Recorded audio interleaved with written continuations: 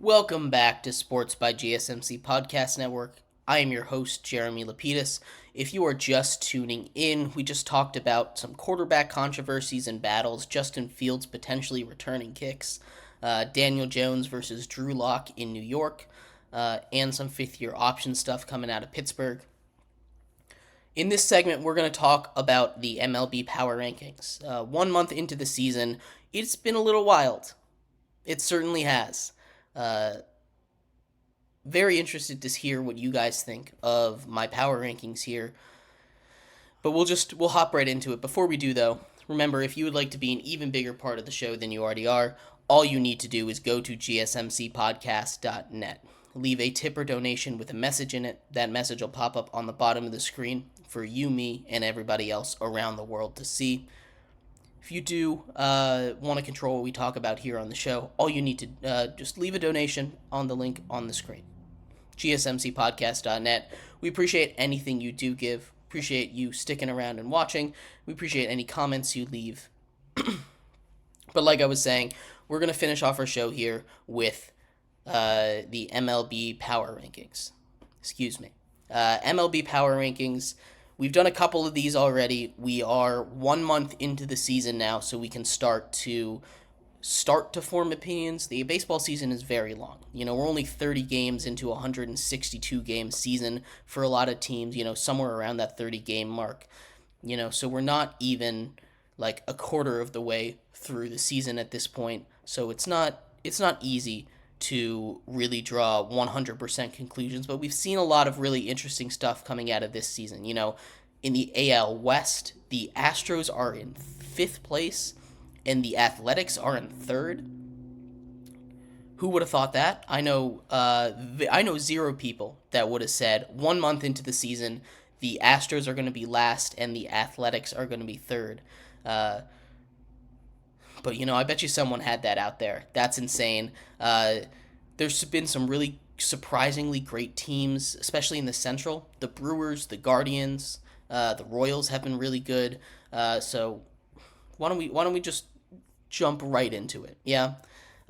Starting at number 30, the Chicago White Sox have been historically bad. They're on pace to break the record for most losses in a season in the modern era, set by the '69 Mets. They're in last place. The Marlins have been rocked by injuries at 29. They really have. They've been rocked by injuries, and it sucks because the Marlins were a playoff team last season, and now they are one of the worst teams in all of baseball. The defense is one of the worst in baseball. The pitching staff, which they prided themselves on, has been hurt and is working on coming back. It's going to be a mess all season because the offense is not good enough to sustain a winning baseball team without that elite pitching staff that they had been able to build over the last couple seasons. I have the Rockies at 28. The Rockies are also really bad at baseball. These last 3 teams at the bottom are in a tier below everybody else. They are definitely the worst teams in the sport. And the Rockies, they're not doing anything to really separate themselves from these 2 groups. They're slightly above them because they're not hurt as much. They're not historically bad, but they're still really, really bad. At number 27, I have the Angels. The Mike Trout loss stings. It really does. The Mike Trout loss, that's not something that as a team they can really handle. He was the one thing that was keeping them out of irrelevancy. But Mike Trout is done for the season, and the Angels are going to continue to fall in power rankings until something gives. I have the Athletics at 26 and the Nationals at 25. I probably could switch those, but the Nationals are, before today's recording, or live show, I guess, they were at 500. They just finished up losing, so now they're back below 500. But the Athletics have been a surprise. They're also in that same kind of boat. I talked a little bit about them. They are not a team that you ever expected to be good, but now they're sitting here, above 2 teams in their division.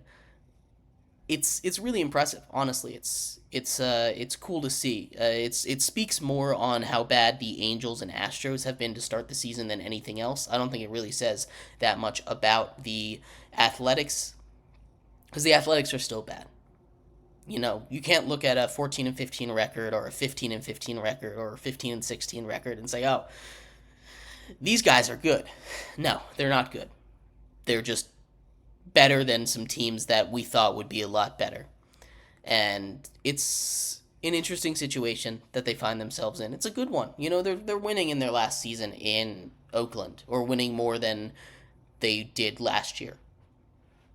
Winning more than they have in really quite some time, since they most recently blew it up back in like 2021. So it's been like 3 years since they were since they were even this good. That sucks for them. Like I said, I have the Nationals at 25, who, again, are another team that's been surprisingly decent. They're not good. Much like the Athletics, they're not good, but they've been surprisingly decent. And you can even add my 24th team, the Cardinals, on that list.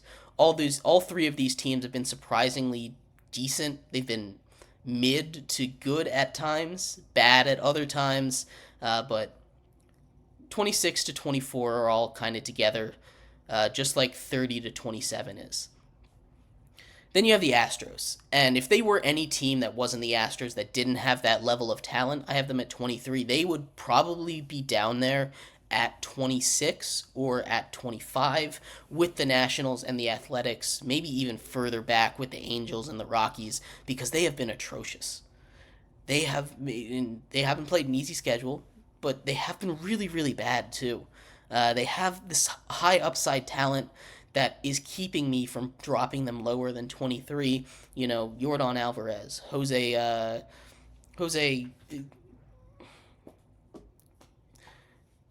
Justin Verlander, Kyle Tucker, all these guys are really, really good on their team, and they're, MVP candidates. So at times they have been. So their high-end talent is keeping them from going lower. The Giants I have at 22, kind of tied with the Padres for teams that should be better but are slipping right now. The Giants have been hit with some injuries. They went out and they got some big additions in the offseason, and they haven't really been faring that well. Blake Snell went on the IL with injury already, and he was really struggling in his first couple starts back. Excuse me. At 20, I have the Pirates, who started off the season pretty solid, but are starting to come back down to earth. They're just not very good. We kind of knew what they were. They still have time to bounce back. Like I said, this is only 1 month in, so all these teams have the time to bounce back. And then we get into another cluster. This cluster goes from 19 to 15. All right, I have the Twins at 19, the Red Sox at 18, the Rays at 17, the Mets at 16, and the Tigers at 15. All of those teams are kind of in a cluster, a group to me, where they're better than bad, right? And they're better than okay, but they're not good, right? All of these teams have at times in this season shown potential to be ranked in the top 10. I've had the Rays and the Red Sox ranked in the top 10. I've had the Tigers ranked as high as like 12, I think, in my first power rankings. But and then the Mets have had that hot streak in week 2. The Twins have just been kind of middling, but all of those teams have the potential. They're just not consistent enough to be ranked higher. So they're kind of in that meh good tier kind of situation from 19 to 15, that being the Twins at 19, Red Sox at 18, Rays at 17, Mets at 16, and Tigers at 15. At 14, you kind of get, again, the way I do my power rankings, I put them into clusters. You kind of get another cluster from 14 to 11, which is good, good. Better than this last cluster, but not by much. I have the Diamondbacks at 14, the Blue Jays at 13, the Rangers at 12, and the Reds at 11. These teams are propelled by high-end talent, I guess. They're kind of in that same tier as this last group we looked at, but they have the high-end talent to propel them ahead of it. So when push comes to shove, they have their stars that you can count on to get you that big hit, to get you that big out in the bullpen, and your starting pitching can step up when you need it to. All these teams have that weapon that they can turn to when they need. And now we're entering the top 10. The Mariners I have at 10. They've just been a lot better since we did our last power rankings. The Cubs I have at 9. Again, they've been consistent. I was low on the Cubs, I really was, but they've done their job well. They've brought in some. Their bats have been there, which was what I was worried about. The pitching has been fine, but they've overall been really solid. I talked about the Royals and the Brewers a little bit in the intro. I have them at 8 and 7. They've been really good in the beginning parts of the season. I was really high on the Royals and I wasn't as high on the Brewers, but the Brewers will do what the Brewers will do. Their offense is starting to play. They've been kind of messed up, screwed up by some bad ump luck recently. Not like bad calls against them necessarily, but just like unlucky situations that happen to go against them. The Aaron Judge blocking a double play with his hand. It's not against the rules, so they called it right, but it's one of those things that it's just unlucky timing. And there were a couple other things with the Brewers just a few days later.